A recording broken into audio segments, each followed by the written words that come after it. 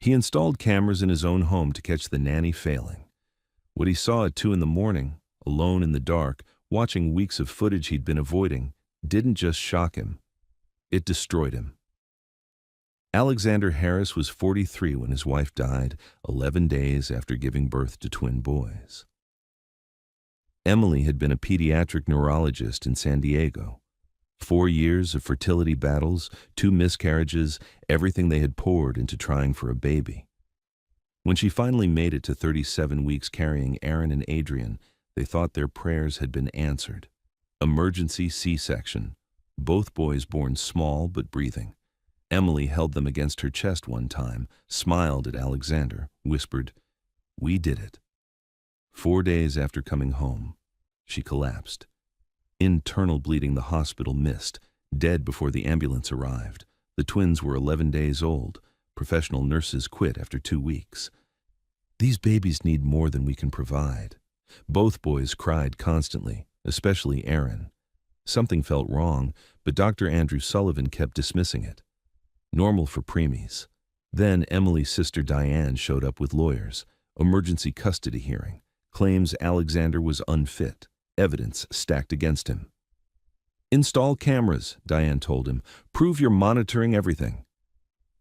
Desperate, Alexander hired Maureen James, 29, studying for her nursing license, gentle with the twins in ways that eased their crying. Diane hated her immediately. Too young, unqualified, dangerous. The doubts got inside Alexander's head. He installed the cameras. Weeks passed. His company faced a crisis, 18-hour days, no time to check footage, until one night at 2 a.m., alone, he finally opened the files. What he saw changed everything. Before we continue, hit that like button, subscribe to this channel, and tell me where in the world you're watching from. Because this story is about the people carrying weight we never see, the ones God puts in our path when we're too broken to notice. And if you've ever felt invisible, if you've ever sacrificed everything for someone who didn't even know, this one's for you. You're seen. You matter. And maybe this story found you today because you needed to hear that. Alexander sat in his home office, the house silent except for the hum of his laptop. 2:17 a.m. He couldn't sleep. Hadn't been able to since the takeover fight ended. Victory should have felt good, but the penthouse was too quiet, and Emily's absence too loud. He opened the security footage files, 3 weeks of recordings he'd never watched, started at the beginning, expecting to see what Diane had warned him about. Maureen on her phone, the twins crying unattended, proof he could take to court. The first clip loaded. 8:43 a.m. on a Tuesday morning. Maureen was on the living room floor with both boys, but she wasn't just playing with them. Her hands moved with precision, lifting Aaron's left arm, rotating it at specific angles, stretching it gently while counting softly in another language. Her movements weren't casual. They were clinical, purposeful. Alexander leaned closer to the screen. She did this for 47 minutes straight. The same exercises over and over. Aaron would fuss and she'd pause, kiss his forehead, whisper something, then continue. This wasn't normal childcare. He clicked to the next clip. 11:15 a.m., same day. Kitchen. Maureen making bottles, and her face was wet. Silent tears streaming down her cheeks while she measured formula with shaking hands. She gripped the counter, shoulders trembling. Then she wiped her face, took a breath, and walked back to the living room wearing a smile the twins would never know was fake. Alexander's chest tightened. Another clip. 2:30 p.m. Maureen on the floor again with Aaron, moving his legs in patterns that looked medical. Hip rotations, ankle flexions, things Alexander had never seen. She pulled out a folded paper from her pocket, glanced at it, continued the exercises. Alexander paused, zoomed in on the paper. The heading read, "Early Intervention Protocols for Infant." The rest was folded, but his hands went cold. He clicked forward. 4:20 p.m. Maureen preparing dinner, grilled chicken, roasted vegetables, something careful and homemade. She plated it, stared at it, then wrapped it up and put it away. pulled out a granola bar instead, ate it, standing at the counter. She was using her food money for something else. Later footage showed her phone screen, Amazon orders, therapy equipment, positioning pillows, sensory cards, bought with her own money. Alexander scrolled faster. Every single day, the same pattern. Hours of therapy after he left for work. Her crying when she thought no one could see, equipment she hid before he came home.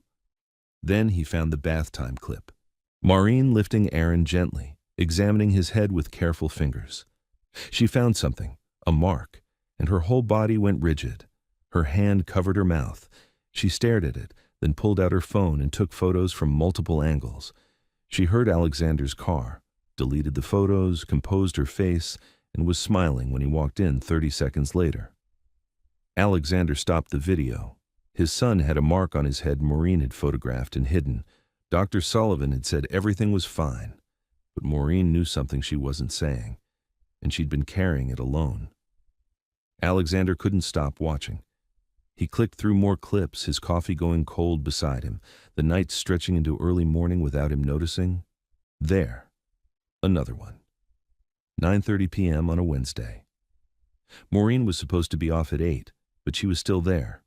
On the floor between the cribs, Aaron in her arms, doing those same careful exercises, her voice soft, exhausted. "Just 10 more minutes, sweet boy, then you can rest." She wasn't getting paid for this. Next clip, 11:45 p.m., same night. Both twins fussy and Maureen holding them simultaneously, one in each arm, swaying gently, singing something low and rhythmic, tears streaming down her face while she sang. Then she whispered something that made Alexander's breath catch.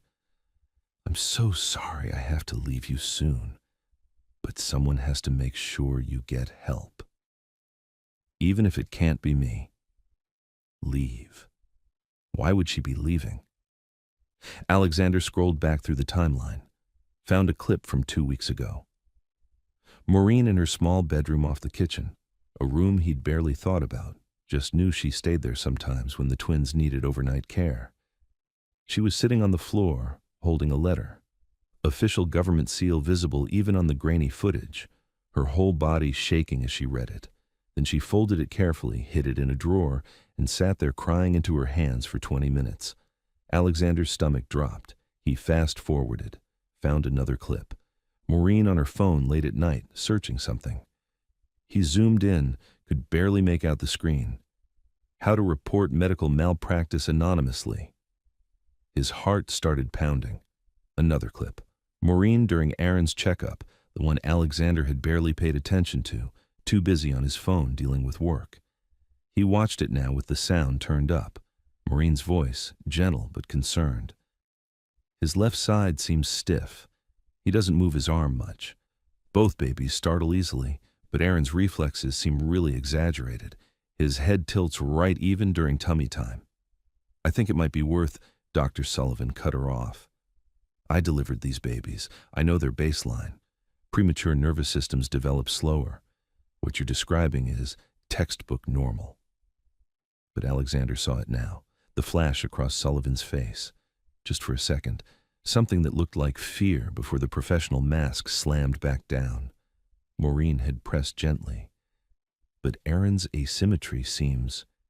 "I've been practicing medicine for 32 years, Sullivan said coldly. "I think my medical degree carries more weight than a nanny's observations."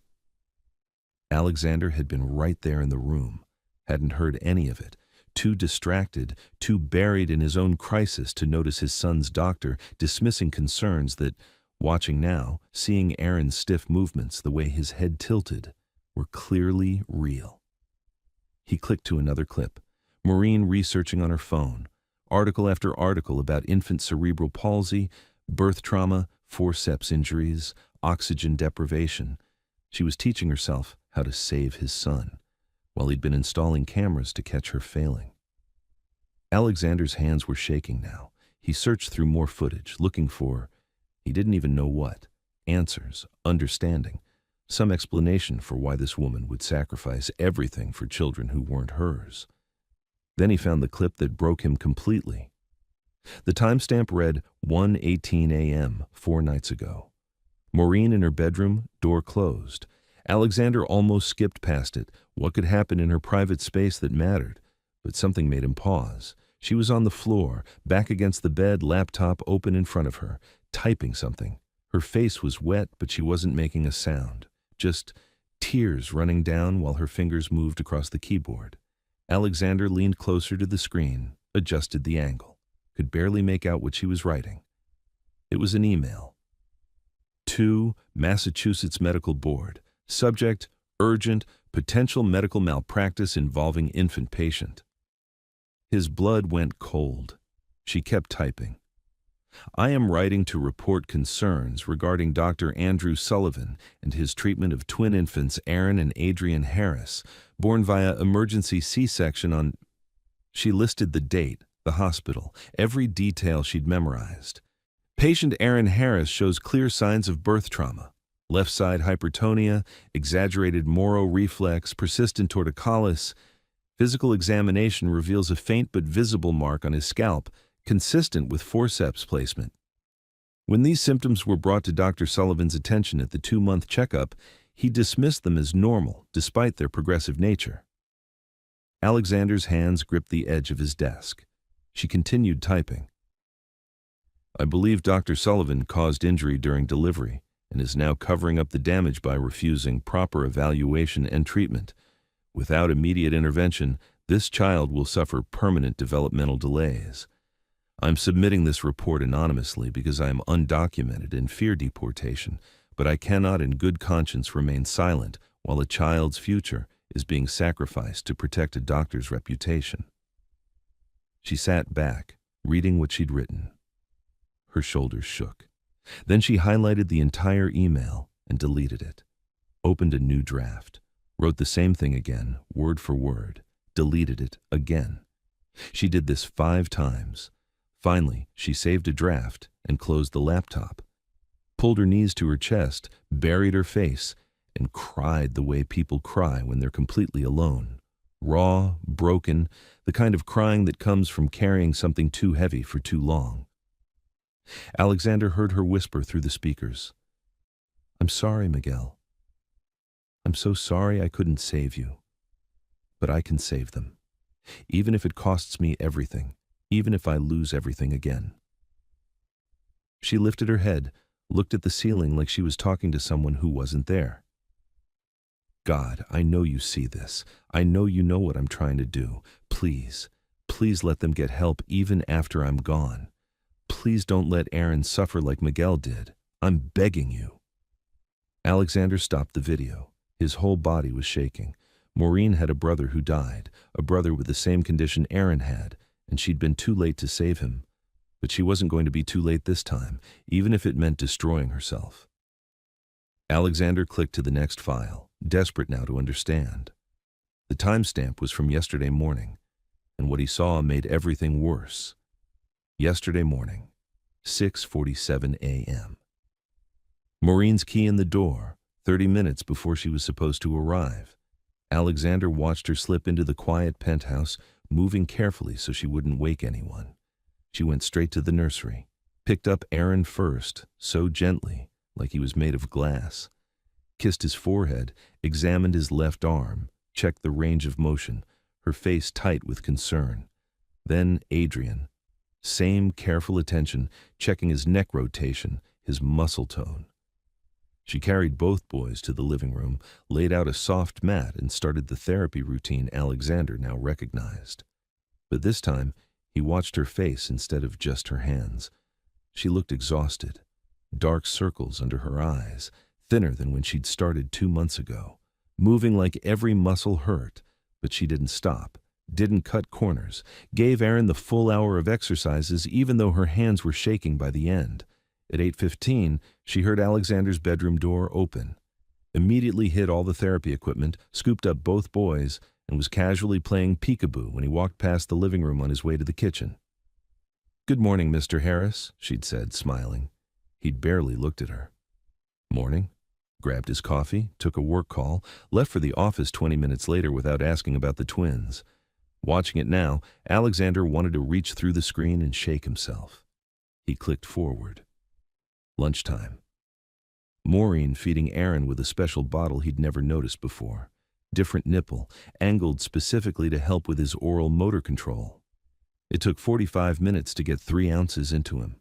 She never rushed, never showed frustration, just patient, constant, loving. Another clip.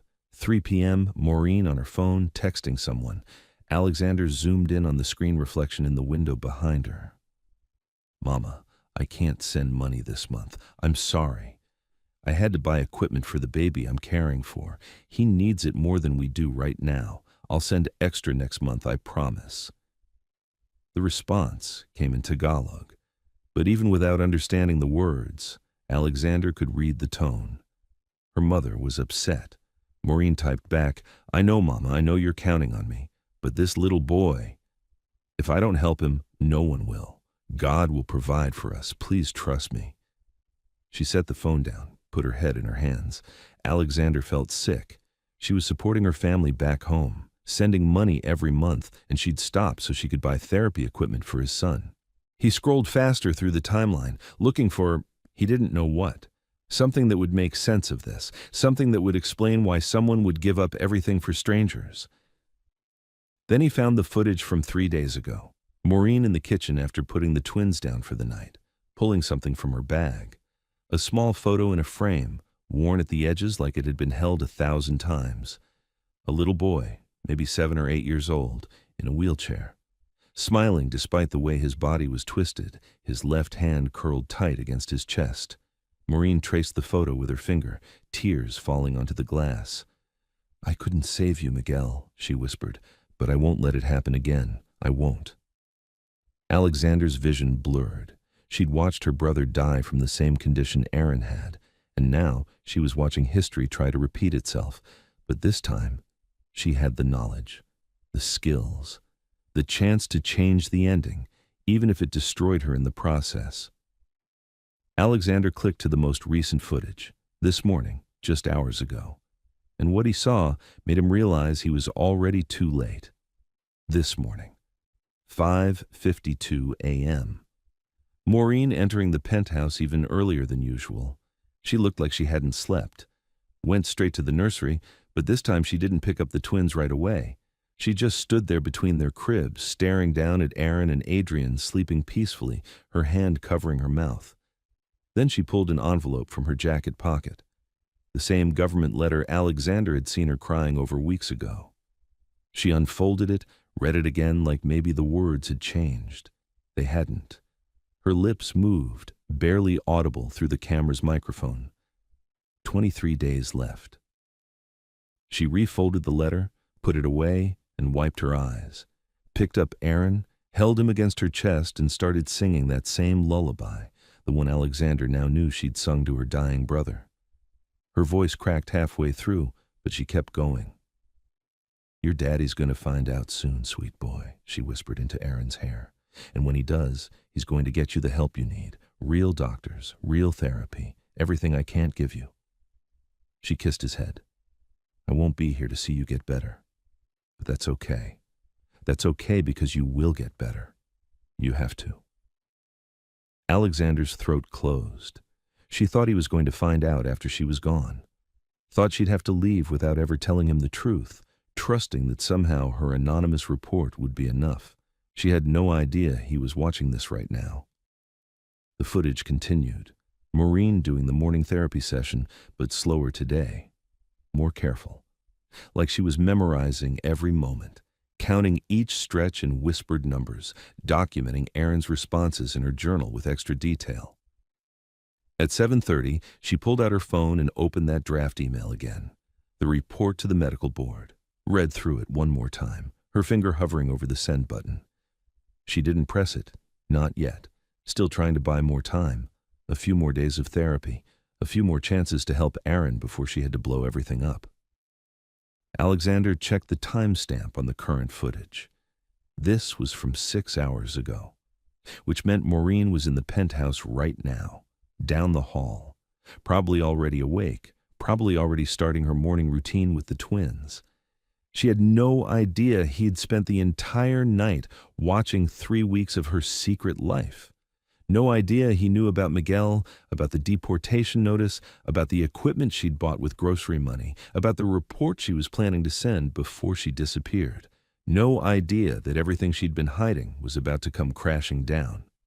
Alexander closed the laptop, sat in the dark office, his heart pounding, mind racing through everything he'd just seen.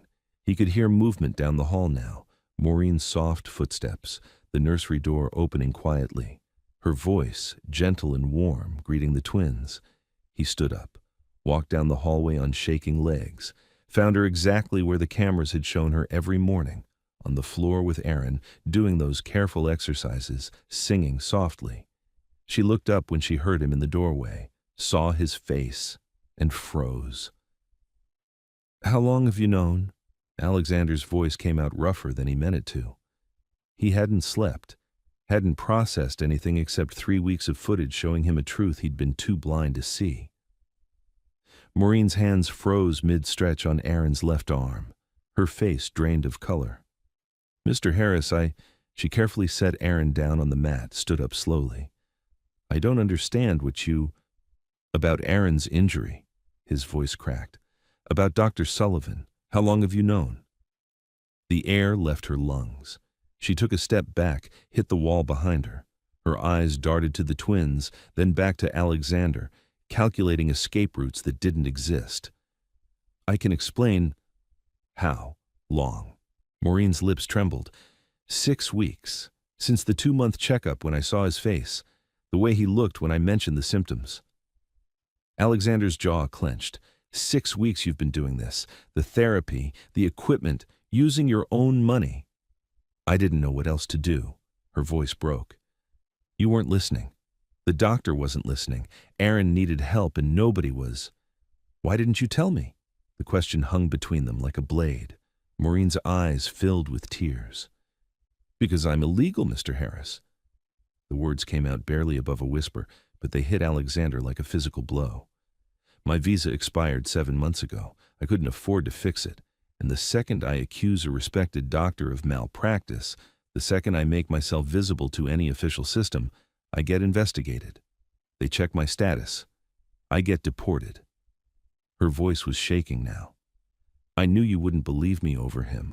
I knew I had no credibility, no standing, no proof except what I learned taking care of my brother who died from the same thing." Alexander stared at her.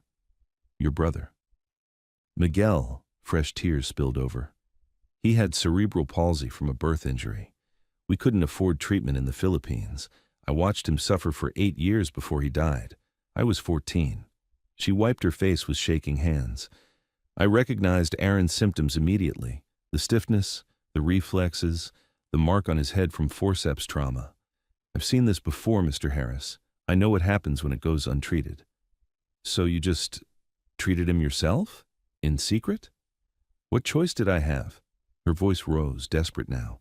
"Stay silent and watch another child suffer, or speak up and get deported before I could help him at all?" Alexander's mind was reeling. "The deportation notice, I saw it on the footage. You have 23 days. Maureen's voice dropped to nothing. "I was going to stay until the end, do as much therapy as possible, then send an anonymous report to the medical board before I left. At least then you'd know the truth. At least Aaron would get real help even if I wasn't here to see it. You were going to sacrifice everything. It wasn't a question. He's a baby, Mr. Harris." Tears streaming freely now. "An innocent baby who didn't ask for any of this, whose mother died giving him life, who deserves every chance to be okay." Her voice broke completely. "I already failed to save one child. I couldn't fail again, even if it cost me everything, even if—" She stopped mid-sentence, seeing something change in Alexander's face. "What did you see?" she whispered. "On the cameras. What did you see?" Alexander's hands were shaking. "Everything," he said quietly. "I saw everything." Maureen's knees nearly gave out, and in that moment, she understood. He knew about Miguel, about the therapy, about the money she'd spent, about the email she'd drafted and deleted 100 times, about every single thing she'd been hiding. She waited for him to tell her to leave, to call immigration, to fire her and protect himself from the liability. Instead, Alexander pulled out his phone, started dialing. Maureen's heart stopped. This was it. This was how it ended. But the name he spoke into the phone wasn't immigration. It was something she never expected. "Get me David Rostov. I don't care what time it is, now." Maureen stood frozen against the wall, watching Alexander pace the nursery floor, phone pressed to his ear. "David, it's Alexander Harris. I need an emergency immigration case handled today. Yes, today. I'm sponsoring a work visa." He glanced at Maureen. "Full name?" She could barely speak. "Isabel Maureen Santos." Isabel Maureen Santos, Filipino national, expired student visa, currently undocumented. I need her legal status fixed immediately, whatever it costs. He paused, listening. "I don't care if it's irregular. Make it happen. Bill me directly." He hung up, dialed again before Maureen could process what just happened. "Dr. Benjamin Torres, this is Alexander Harris. My twin sons need an immediate evaluation for suspected birth trauma and cerebral palsy. Today, if possible." Pause. "Yes, I know it's Saturday. I'll pay whatever premium you need. Both boys, full neurological workup."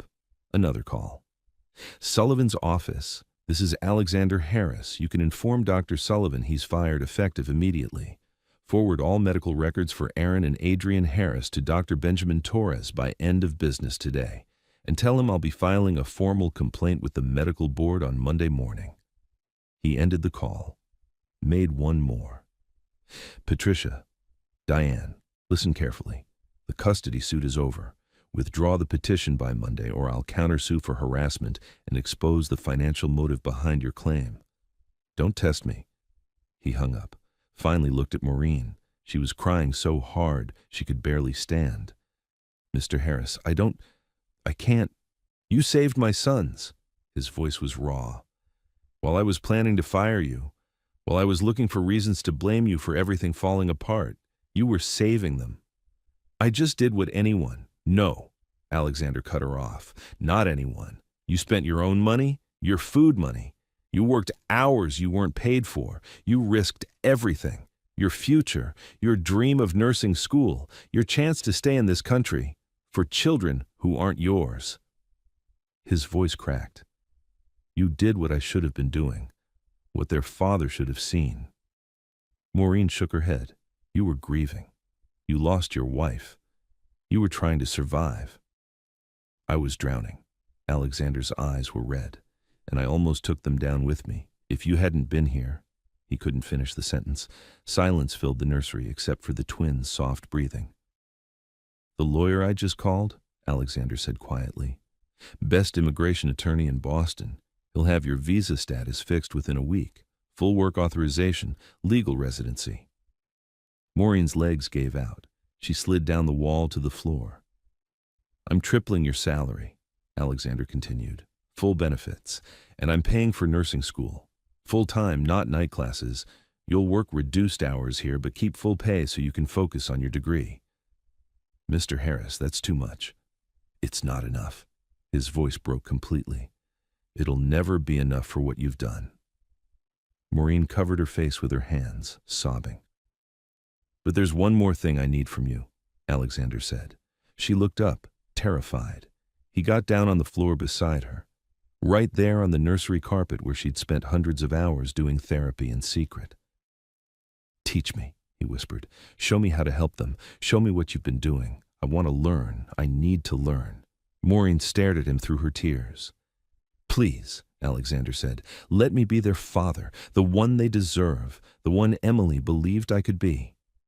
For the first time in 6 weeks, Maureen wasn't carrying the weight alone. And for the first time since Emily died, Alexander wasn't running from the truth. But there was still one thing neither of them knew. Something that would change everything again. Dr. Benjamin Torres arrived at the penthouse 3 hours later.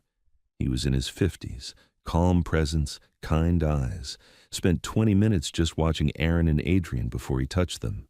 Then another hour doing the gentlest, most thorough examination Alexander had ever witnessed. Maureen stood in the corner, arms wrapped around herself, terrified. Finally, Dr. Torres sat back, looked at Alexander with an expression that was equal parts professional concern and quiet anger.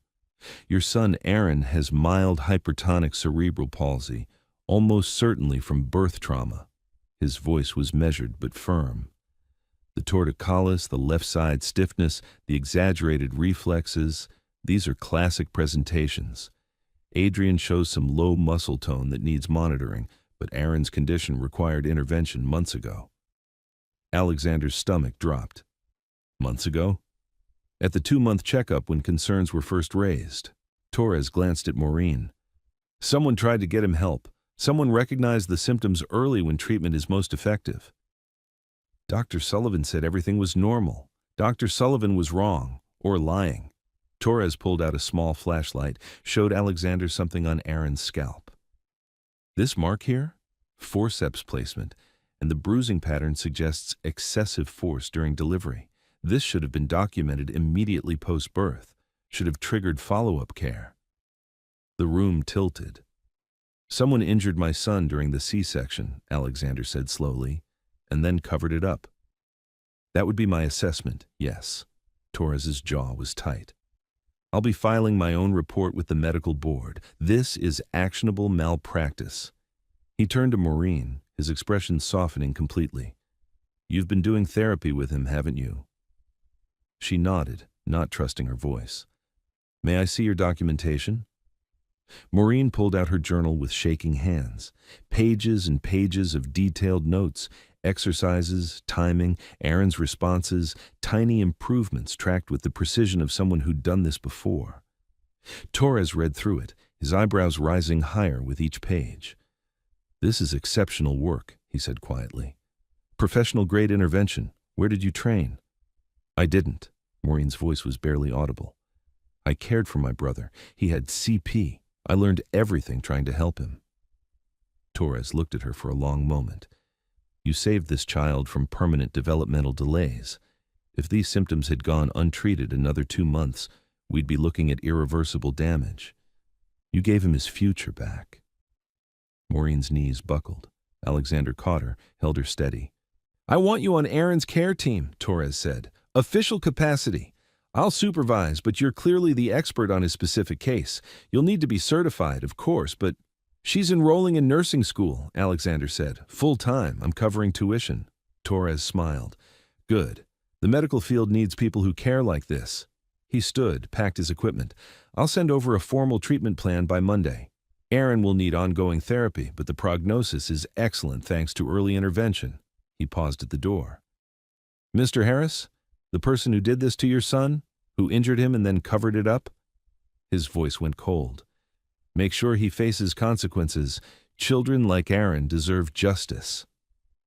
After Torres left, Alexander and Maureen sat on the nursery floor. Aaron between them, Adrian sleeping peacefully in his crib. Show me, Alexander said softly. Show me the first exercise. Maureen's hands were still shaking, but she picked up Aaron gently, demonstrated the careful stretch of his left arm, the precise angle, the counting rhythm. Like this, 10 reps 3 times a day. You have to be patient. It takes time. Alexander watched, memorized every movement. Can I try? She handed Aaron to him, guided his hands to the right position. Gentle, just like that. Count with me. They counted together. 1 through 10. Alexander's voice breaking halfway through because he was finally doing something that mattered for his son. Good, Maureen whispered. That's perfect. They worked together for an hour, Maureen teaching, Alexander learning. Both of them focused entirely on this tiny human who needed them both. When Aaron finally fell asleep, exhausted from the therapy, Alexander looked at Maureen. Thank you, he said, for not giving up on them, for not giving up even when I gave you every reason to. Maureen wiped her eyes. They're worth it. Every sacrifice, every risk, they're worth everything. I know, Alexander said. I'm just sorry it took me so long to see it. 3 weeks later, something happened that changed everything one final time. Something that proved God's timing is always perfect, even when we can't see it. 3 months later, Alexander left work at 5 p.m. sharp. It was a Tuesday. His board members had stopped questioning it. The company ran fine without him micromanaging every decision. Turned out the world didn't end when he chose his sons over conference calls. He walked into the penthouse and heard laughter coming from the living room. Maureen was on the floor with both boys, now 7 months old. She looked different, less exhausted, more herself. The weight of secrets no longer pulling her down. Her visa had come through 2 weeks after that morning in the nursery. She was enrolled at Boston College School of Nursing, attending classes 3 days a week while still working reduced hours with the twins. "How'd they do today?" Alexander asked, setting down his briefcase, something he used to bring home and ignore. Now he actually left work at work. Aaron rolled from back to tummy, both sides. Maureen's smile was radiant. 3 times. Alexander's throat tightened. 3 months ago, Aaron couldn't roll at all. His left side too stiff, his muscles too tight. Now he was moving like any other baby. "Dr. Torres came by for the weekly check," Maureen continued. "He said Aaron's progress is exceeding every projection. The torticollis is almost completely resolved." Alexander got down on the floor beside them. Adrian immediately crawled into his lap, something that still made Alexander's chest ache with gratitude. His sons knew him now, trusted him, wanted him. He picked up Aaron, did the stretching exercises that had become as natural as breathing, counted in rhythm with Maureen, their voices overlapping like a song they'd practiced 1,000 times. The medical board had suspended Dr. Sullivan's license pending investigation. Criminal charges were likely. Alexander had made sure of that, not out of vengeance, but because other children deserved protection. Diane had withdrawn the custody suit without a fight once she realized Alexander had documentation of her financial motives. She hadn't contacted him since, and every night before bed, Alexander sat in the nursery and talked to Emily's picture on the wall, told her about the boys' day, about Maureen's nursing school classes, about the small victories that felt like miracles. "You'd be so proud of them," he'd whisper, "and you were right about something. God does provide. Even when we can't see it, even when we're too broken to recognize help standing right in front of us." Now, watching Aaron laugh as Maureen tickled his feet, Alexander felt something he hadn't felt since Emily died. Hope. "Mr. Harris, look." Maureen's voice pulled him back. She was holding a toy just out of Aaron's reach. Aaron was staring at it, concentrating. Then, slowly, deliberately, he reached out with both hands, left and right. Working together? The toy wasn't the point. The reaching was.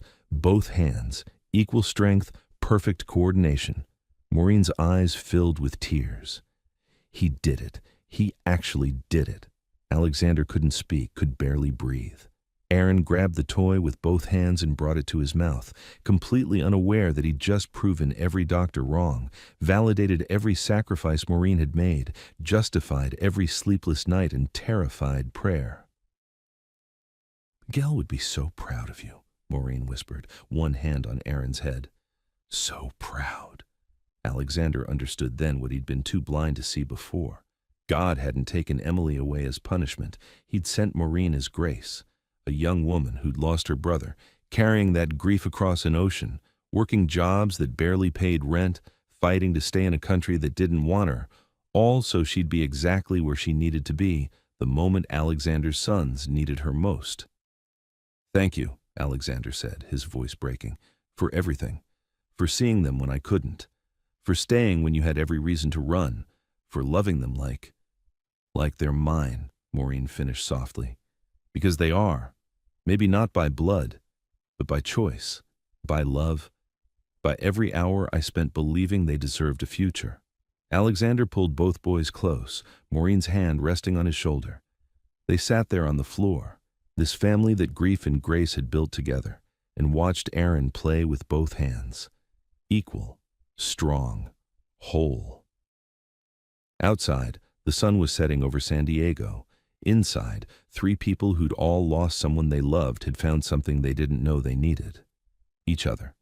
And a second chance to get it right. Sometimes the people who save us aren't the ones we expect. Sometimes God sends help in forms we almost miss. Quiet, unnoticed, sacrificing everything while we're too broken to see. This story is for every caregiver working in silence, every immigrant fighting to stay, every person choosing love over self-preservation. You're seen. You matter. And your sacrifice changes lives in ways you'll never fully know. Tonight in rural Virginia, billionaire Sean Nicholas unlocked the side gate to his estate with a biometric key, expecting silence. A delayed return home. He'd left a merger meeting in flames just hours before, and he hadn't told anyone he was coming back. His shoes echoed down the polished hallway. Everything looked untouched, but from the second-floor landing, a sound broke the calm. Not a cry. More like a breath caught mid-sob. Thin, wet, desperate. Sean froze. "Jake?" he called. No answer. His throat tightened. He moved faster. He checked the nursery. Empty. The twins' bottles sat rinsed in the drying rack. He passed the hallway closet, still half open. Then he pushed the door to the master bedroom, and time stopped. Jake and Josh were bound at the ankles with soft rope, their tiny bodies leaning into a slumped figure, Elizabeth. The maid's arms were tied above her head to the bedpost, her lips sealed with silver tape. Her eyes were glassy with terror but alert enough to meet his like they'd been waiting for him. His phone slipped from his palm and hit the carpet with a dead thud. He lunged forward, panic eclipsing thought. He ripped the tape off Jake's ankles first, then Josh's. Their small chests rose and fell fast. Sean's hands shook so violently that when he tore at the restraints on Elizabeth, the edge of the tape cut deep into his skin. "Hold on," he breathed. "I've got you." Elizabeth coughed when the gag came off, eyes wide. She tried to speak, but nothing came. Just a croaked exhale and a flicker of something close to shame. Sean looked around. No shattered glass, no broken locks, no alarm blaring. The silence was louder than anything else. Police arrived within minutes. Officers moved with quiet efficiency, snapping gloves, taking photos, searching for forced entry that didn't exist. The house's state-of-the-art system showed no alert, no breach, just a smooth 3-hour gap in surveillance, looping footage that made the entire nightmare seem unreal. One detective gently asked, "Who else has access to this house, Mr. Nicholas?" Sean didn't answer at first. His gaze stayed locked on the woman sitting in a nearby armchair, gently rocking Jake in her arms. Elizabeth didn't ask for permission. She simply reached for the child when he whimpered, humming something soft, familiar. She hadn't left, even when she was the one most doubted, even when the questions started circling like vultures. Already, Sean's phone buzzed on the kitchen counter, headlines forming. A photo of the estate's long driveway snapped by some local passerby. Tech mogul's home in police lockdown. Nanny at scene. He didn't open it. He looked back at the woman in the chair and the sons she held. And he realized this wasn't just a crime scene. It was a message. Sean Nicholas wasn't supposed to be home tonight. At 40, he was the founder of VerseCorp, a stealth-mode logistics firm with government contracts and stock whisperers clawing for a peek. He lived deliberately off-radar, raising his twin boys alone after a custody war scorched what was left of his marriage. His home, tucked into the hills of Virginia, was a fortress. Cameras, biometric locks, and only a handful of trusted staff. Elizabeth William had been with them just 9 months. Quiet, precise, unflinching. He thought he knew who she was. Tonight would change everything. But before we begin, click subscribe, like this video, and tell me where in the world you're watching from. The house was in lockdown by midnight. Blue and red lights painted the long windows like a silent alarm the world could see. Inside, it felt colder, quieter, the kind of quiet that settles over shock like a blanket too heavy to lift. Sean sat at the edge of the sofa, elbows on his knees, blood dried along the ridge of his palm. Across from him, Elizabeth held Josh, rocking gently in one of the nursery's upholstered chairs. Her wrists bore the faint imprint of the rope, a bruise already blooming along one arm. But she didn't ask for painkillers. She didn't even ask for water. She just hummed. A low, circular melody that sounded like something her mother might have sung. Something southern, something old. Officers moved through the house with practiced care, opening drawers, noting timestamps, murmuring into radios. Their questions were sharp but routine. Any signs of forced entry? Nothing so far, sir. Locks are clean, windows secure. Security system. Who controls it? Only me and the night manager, Sean said, both biometrically linked. And where is your night manager? Off tonight, he muttered. Scheduled days off rotate. Who else has access to the code panel? Silence. His mouth opened, but no words followed. He didn't know. Not exactly. The estate's smart system was advanced, coded, layered, restricted to a few staff. But a few was too many when someone had clearly overridden it. Surveillance showed the same 3-hour footage looped. Whoever had done this hadn't just broken in. They'd bypassed the whole house without leaving a trace. This was no random crime, this was precision. The lead detective, a woman in her 40s with crow's feet and steady hands, stepped aside to take a call. When she returned, her voice was calm but edged. Mr. Nicholas, it appears someone's leaked this.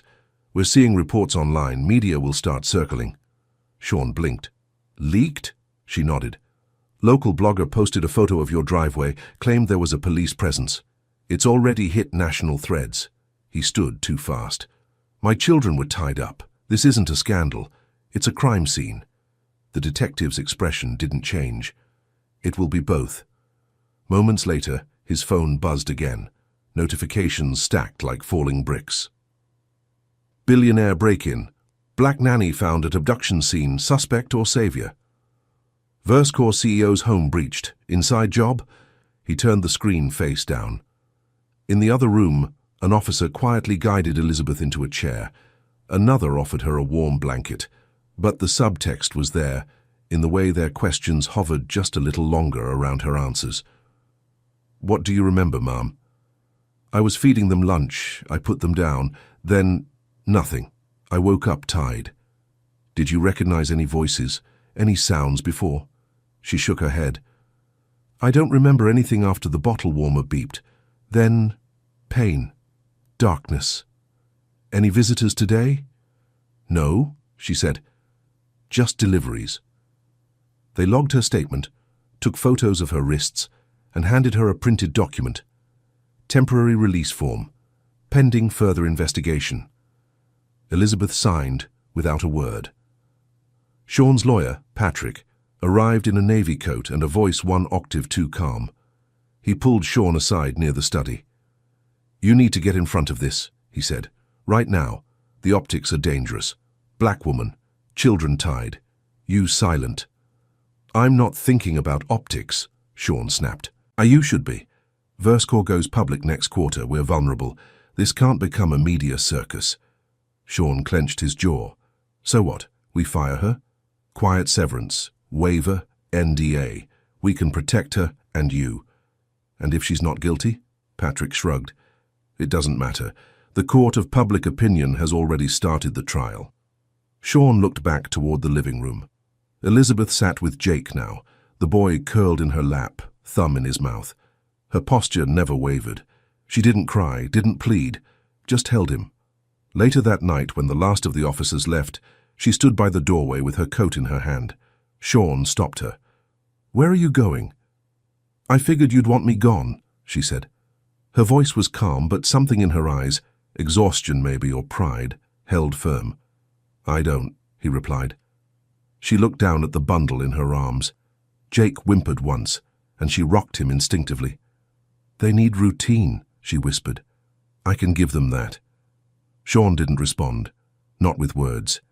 He simply stepped aside. She stayed, and in the silence of that cold house, with the headlines outside sharpening their claws, and the walls still echoing with confusion, something unspoken passed between them. Not forgiveness, not yet, but something closer to a beginning. The house felt quieter in the daylight, not calmer, just hushed. The kind of hush that lingers after something violent has passed through. The furniture stood where it always had. The cameras blinked red, waiting, but the air still carried something taut beneath the surface, like everything was holding its breath. Josh had finally fallen asleep upstairs, his cheeks flushed from crying, a soft wheeze in his breath. Sean watched him for a while before slipping out of the nursery, closing the door behind him without sound. He found Elizabeth in the kitchen. She stood at the counter, folding small bibs into precise squares. There was no music, no coffee brewing, just the rhythm of her hands and the hum of the fridge. "Can I sit?" he asked. She nodded without looking up. "Course." He pulled out the chair opposite hers and sat. For a moment, neither of them spoke. Sean wasn't used to silence feeling this loud.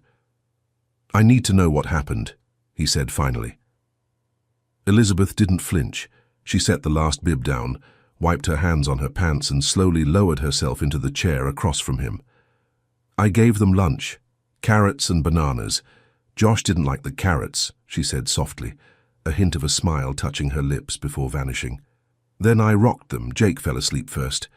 She traced a circle on the wooden table with one finger. "I remember checking the bottle warmer. I remember the beep. Then I don't know." She looked up at him, and her eyes were steadier than he expected. "I woke up in pain. My arms were—" She paused, swallowed. "Pulled up. Couldn't move. Tape on my mouth. Boys were crying." She blinked, slow and careful, like she was trying not to cry again. Sean's throat tightened. "You didn't see who—" "No. Not even a shadow." Her voice was flat, tired. "Just rope. Then the door opened. You walked in." He nodded, staring down at his own hands, remembering the way her wrists had looked, the bruises, the stillness. "You didn't scream," he murmured.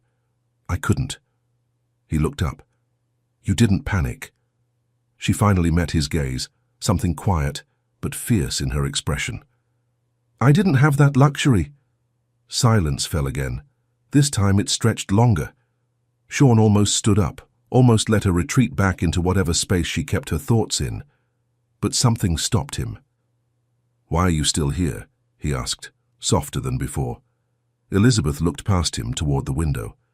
Afternoon light spilled across the floor in long rectangles. "Because those boys need normal," she said. "And because I don't run from hard things." He leaned back, watching her, really "You're not watching just a her. maid." She gave a dry, tired laugh. "No, but that's what I applied for." Another pause. Then she spoke again, this time without being asked. "I used to work at a pediatric care center in Chicago," she said. "Kids with developmental delays.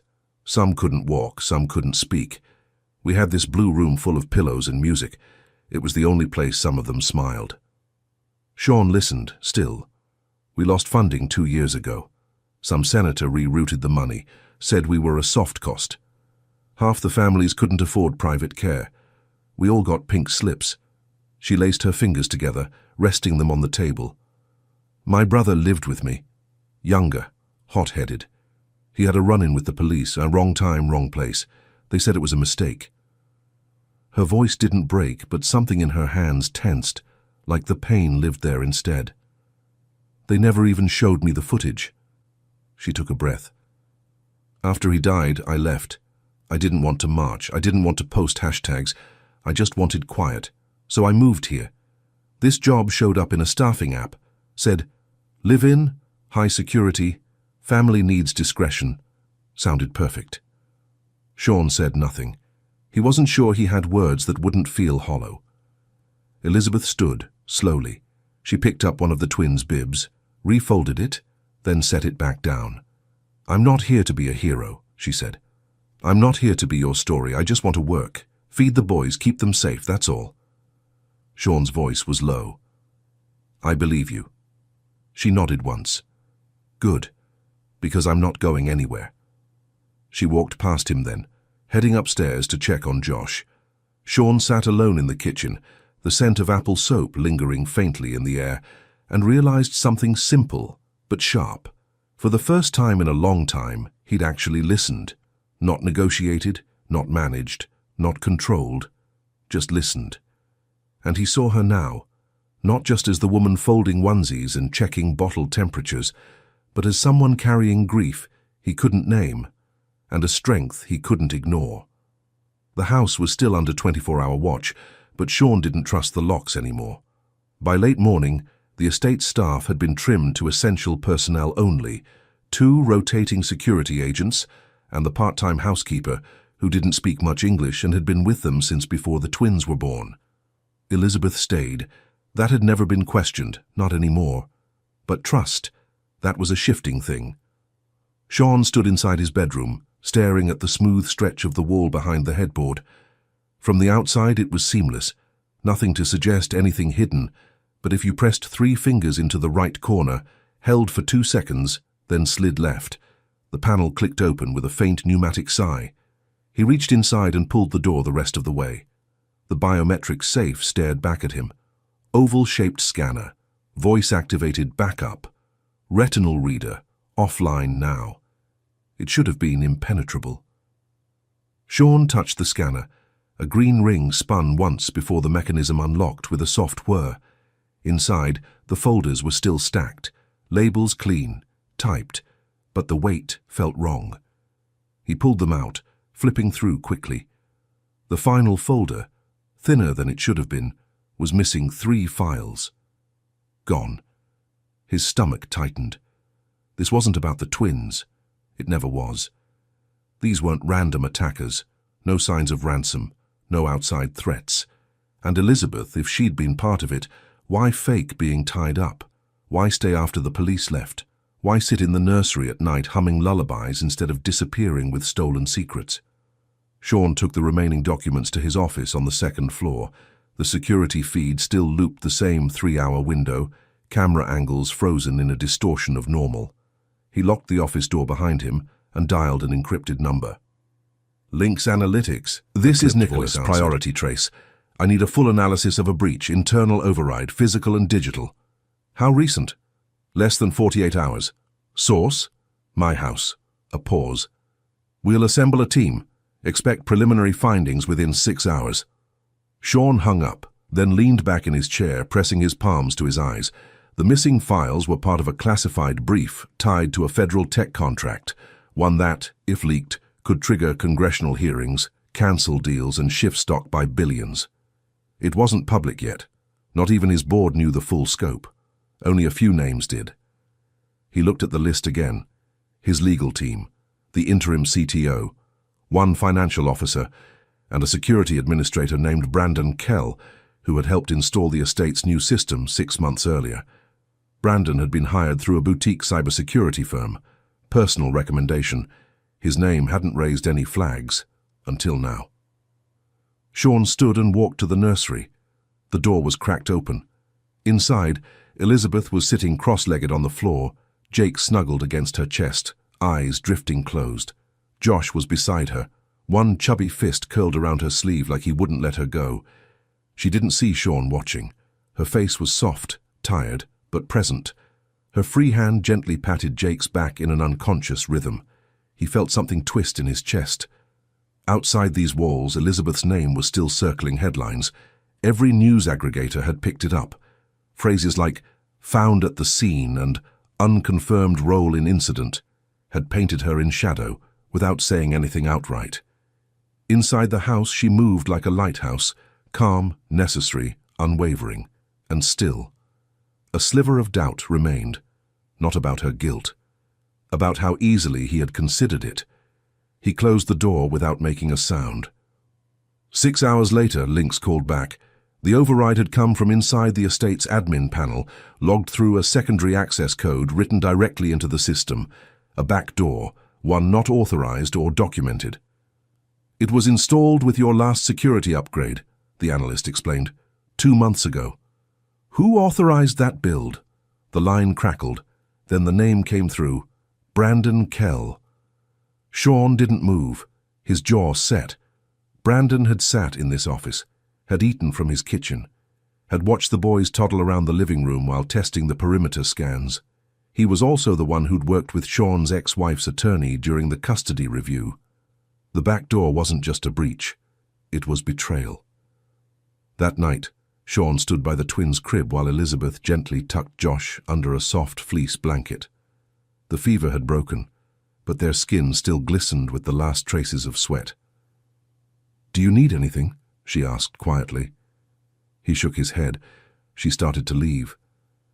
"Elizabeth." She paused. He didn't know what he was going to say until the words came. "You stayed." She turned toward him. Her expression didn't shift. "I told you, I don't run from hard things." He nodded, then added, "The breach was from the inside."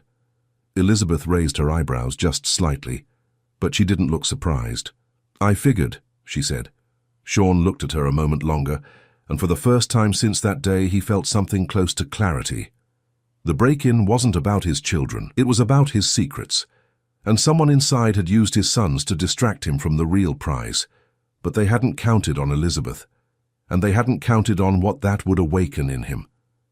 It started with a whimper. Sean had been pacing the hall outside the nursery, reviewing encryption logs on his tablet when he heard it. A small mewling cry. Not panicked, not loud, just off. He stepped inside. Jake was flushed, skin clammy, eyes glassy. Sean pressed the back of his hand to the boy's forehead, then again slower, burning. He touched Josh next. Cool, for now. Elizabeth was downstairs sorting laundry. Sean called for her once, then again, louder. She came running barefoot, towel still in her hand. One look at Jake and the towel dropped. "Water," she said, crossing to the crib. "Get me water, and the thermometer, now." Sean moved, legs sluggish, hands shaking before he even reached the sink.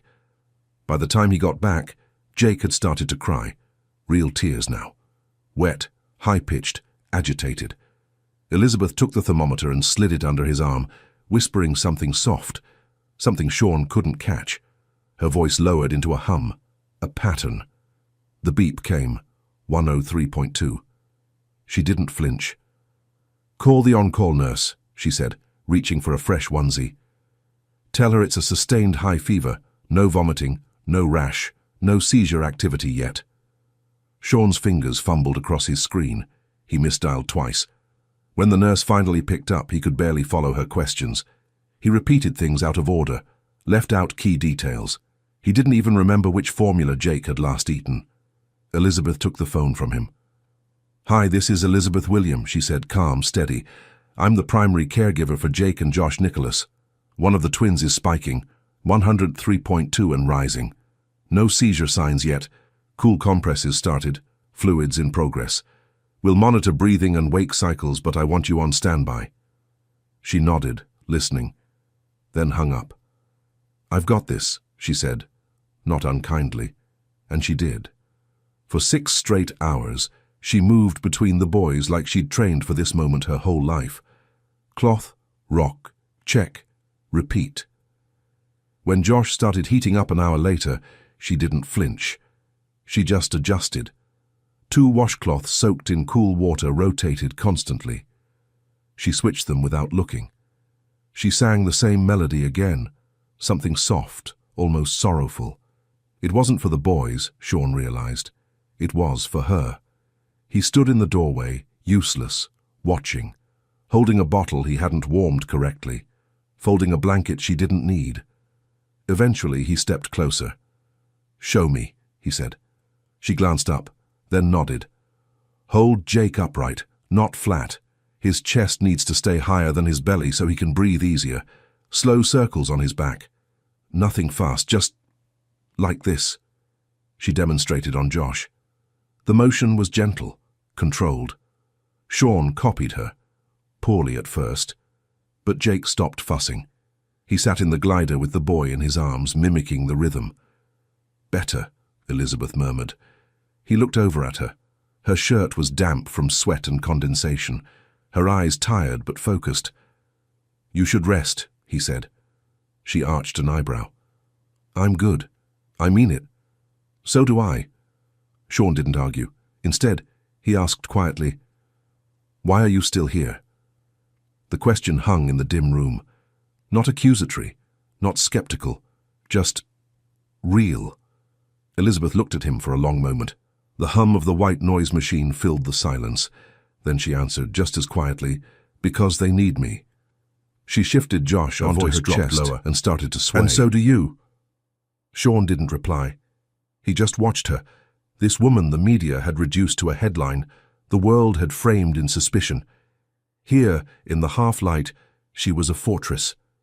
He realized, suddenly, painfully, how far he'd drifted from the things that mattered. He'd built walls of code and power, but no one had taught him how to comfort a crying child. Elizabeth had, not with degrees, not with titles, with presence, with steadiness, with something closer to love. By dawn, the boy's fevers had broken. Jake stirred first, still weak but alert, mouth searching for a bottle. Josh followed an hour later.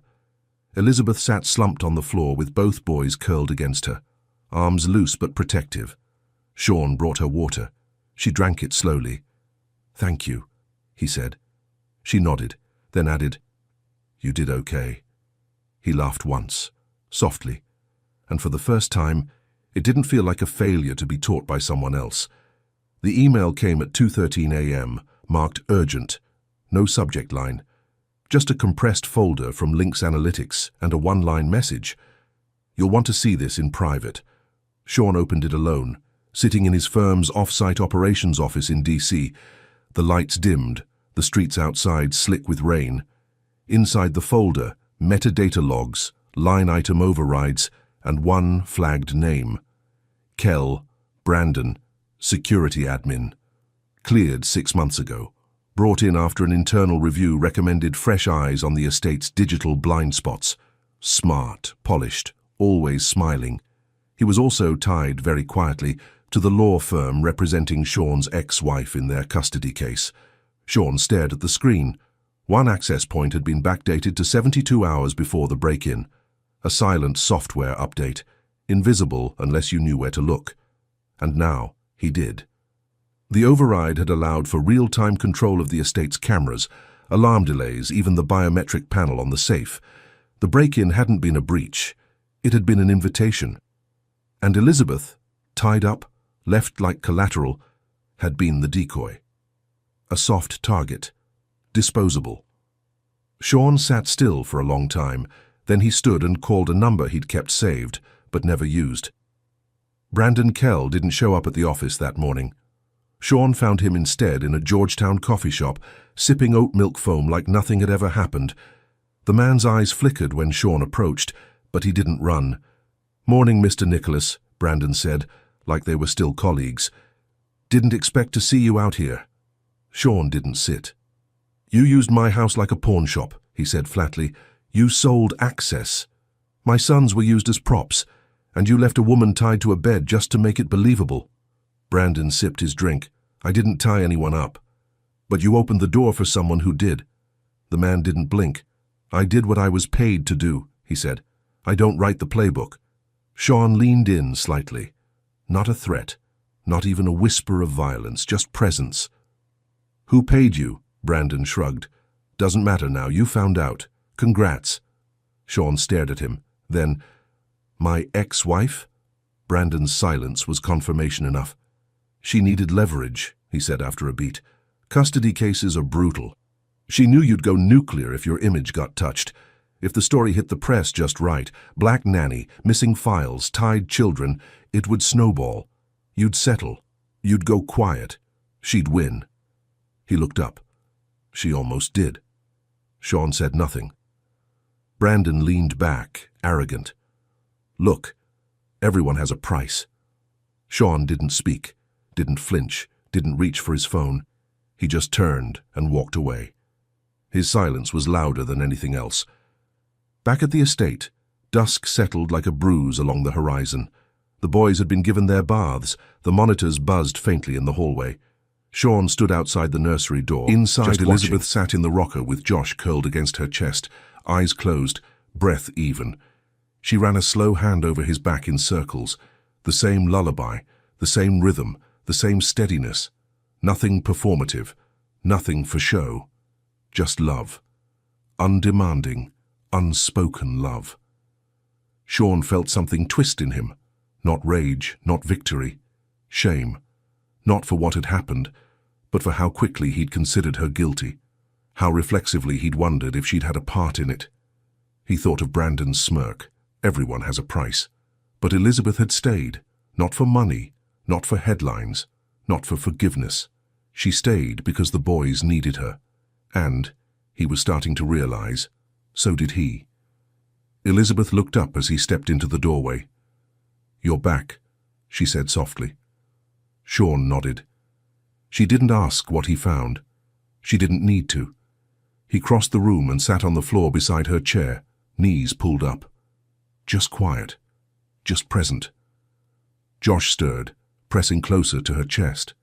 Sean reached out, tentative, and let his hand rest over the boy's back, overlapping hers. Elizabeth didn't pull away. They sat like that a long time. A man, a woman, and a child, wrapped in a silence not of fear, but of rebuilding.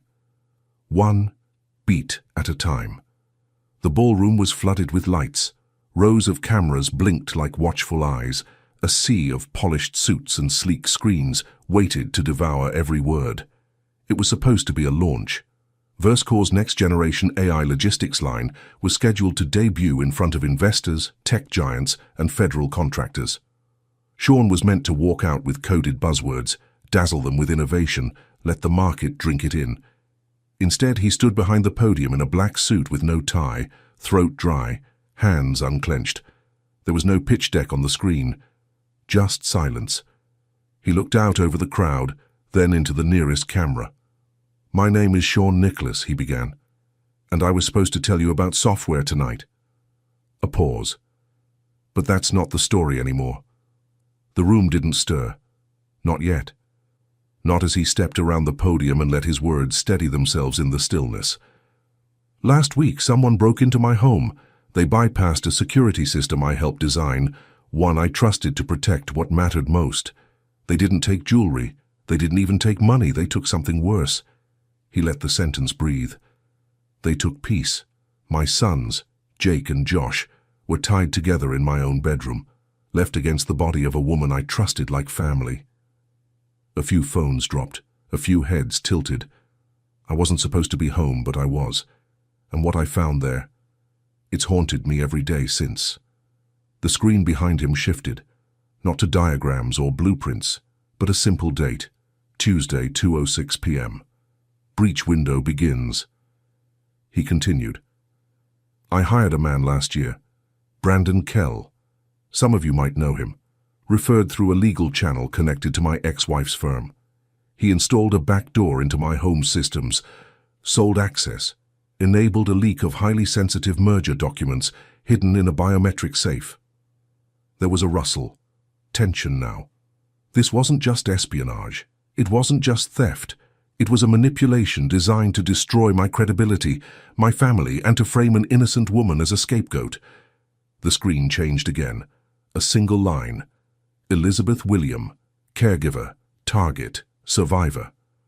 "She didn't ask for this," Sean said, voice tighter now. "She didn't have an alibi because she was the victim. She didn't defend herself online because she was too busy calming my sons. She didn't go on the news. She just stayed." He scanned the crowd again. She didn't need proof to stay, just love. And for the first time since he'd started, Sean's voice cracked. He cleared his throat. "I owe her more than protection. I owe her the truth. So I'm giving it, on the record, in front of all of you. This company may be my legacy, the silence that follows my son's safety." Then came the flashbulbs, the avalanche of tweets, the cameras zooming in to catch whether his eyes were red. It didn't matter. He'd said what needed saying. By the time he got home, it was just after 9. The house was warm again, dim lighting in the hallway, a soft trail of laundry folded on the stairs. He found her in the kitchen, rinsing bottles. The hum of the dishwasher ran low behind her. She didn't look up right away, just kept cleaning. Sean stood there watching her rinse a small green sippy cup like it was the only thing in the world that mattered. When she did glance over, she didn't speak, just arched a brow. "I didn't use your name," Sean said quietly. "I didn't want them coming for you." Elizabeth turned off the faucet. "You still told the truth," she said. "I did." He took a step closer. "You didn't ask for any of this." "No," she agreed, drying the cup with a dish towel. "But I won't walk away." Sean swallowed. There were still headlines outside. Still people dissecting her photo, her history, her silence. But in here, in this kitchen, with a magnet on the fridge and one cup in her hand, none of that reached her. "You'll be dragged into this," he said. "Again." She met his gaze. "Then I'll keep showing up." She placed the sterilized cup on the drying rack and turned back to him. "Because they need me." A pause. "And maybe, so do you." He didn't reply. He just exhaled, slow, unguarded, and sat down at the kitchen island while she moved around him like she had every day since the boys were born. And for the first time, it felt like a home again. Not because it was clean, but because someone had chosen to stay. The house breathed again. It didn't happen all at once, just small shifts, a morning without sirens, a bottle left on the counter because no one was rushing, light that filtered through the windows instead of being blocked out by curtains and tension. The fevers had broken. The boys had started to laugh again, short bursts at first, then giggles that spilled down the hallway like sunlight after rain. Elizabeth labelled their drawers that afternoon, not for efficiency, she already knew where everything was, but for permanence. Josh, 012M, tops only, read one strip of masking tape. Jake, socks that won't slip. She wrote them slowly in tidy block letters. It wasn't about tidiness, it was about claiming space. Sean found her sitting cross-legged in the nursery, sorting baby wipes into baskets. He leaned against the doorway holding 2 plates of pancakes he'd made for the first time in years. "They're not good," he warned. She smiled. "They don't have to be." He handed her one and sat on the floor with her. No suits, no staff, just legs folded and fingers sticky with syrup while Jake squealed in his playpen and Josh tried to eat a teething ring sideways. It was quiet, but it wasn't hollow. They moved like people rebuilding from ruin, not with declarations but with action, with rhythm. Later that day, Sean called her into his office. The folder sat on the desk, cream-colored, thin. He didn't say anything at first, just tapped it with 2 fingers. Elizabeth picked it up, opened the flap and read the top line. "Legal Declaration of Guardianship, Jake Joshua Nicholas." She froze. "I know this wasn't in your job description," he said gently, "but it's not charity. It's trust." Her hands trembled as she flipped to the signature line. She asked. "I've never been more sure of anything in my life." She signed it quietly, then closed the folder and held it to her chest like a fragile book. Sean watched her for a long time, not just to make sure she was okay, to remember this moment, to mark it. That evening it happened. They were in the living room, Elizabeth folding towels on the rug, Sean scrolling through emails on the couch, one eye on the twins. Jake was standing near the ottoman, steadying himself with both hands. He let go for a heartbeat, then another. Then he took a step. It was clumsy, wobbly, a drunk sailor's swagger, but it was real. He toddled forward, 1, 2, 3 steps, right into Elizabeth's arms. She caught him without surprise, just warmth, as if she'd been waiting all along. Sean looked up. She was laughing, holding Jake high in the air like he weighed nothing. "Did you see that?" she called. Sean rose slowly, eyes wide, mouth parting before the laugh came. A real one. Not the clipped boardroom chuckle, not the tired, polite hum. A full, unfiltered sound that cracked open something he hadn't touched in years. Elizabeth looked over her shoulder, still smiling, still holding Jake. He walked toward her. "Thank you," he said. Simple, honest. "For what?" "For staying." She just nodded, her eyes soft. "Someone had to," she whispered. And in that house, no longer a crime scene, no longer a fortress, something shifted. It wasn't a resolution, but it was a beginning. Morning light spilled across the kitchen floor, warming the tile and touching the edge of the fridge. The same fridge that had once been blank. No magnets, no notes, no clutter. Just stainless steel and silence. Now it held something new. At the top, in Sean's blocky handwriting, written on a torn scrap of notebook paper. Jake, Josh, Elizabeth. Below it, 3 words underlined once. We build safety first. And beside it, a yellow sticky note in soft, looping cursive. And then, we build joy. The notes weren't part of any grand ceremony. No speech, no announcement. They just appeared one morning, and no one took them down. Elizabeth stood by the stove, humming while flipping tiny pancakes with blueberries pressed into the batter. Josh sat in his high chair, chewing on a corner of his bib, while Jake banged a plastic spoon against the tray like he was leading a parade. Sean entered barefoot, still half asleep, his t-shirt rumpled. He passed behind her and kissed the top of Jake's head, then poured himself coffee with one hand, yawning with the other. The estate, once a showroom of sharp corners and expensive silence, now hummed softly with life. There were fingerprints on the windows, blocks scattered on the hallway rug. One of the potted plants had been relocated to the patio after Jake tried to eat a leaf, and nobody cared. Elizabeth sang quietly while folding laundry on the sofa. Sean started taking slow morning walks through the garden with the twins strapped into a double stroller, pointing out birds he couldn't name. The city outside, the IPO deadlines, the board whispers, the press cycles, began to blur into background noise. Inside, they had a new rhythm. One built not on fear, but on choice. One afternoon, Elizabeth found a folder slipped between the mail. It was from Sean's lawyer, already notarized. The guardianship documents were finalized. Her name, Elizabeth William, typed in bold. Legal co-parent in the event of emergency. She didn't cry when she saw it. She just exhaled like she'd been holding her breath for a long, long time. Later that night, Sean cooked dinner. Badly. The rice was overcooked. The chicken a little dry. But he set the table, poured glasses of water, and called everyone to sit. Jake and Josh sat on either side of Elizabeth. Sean sat across, watching them all. "This feels good," he said. "It is almost good," surprised, she replied.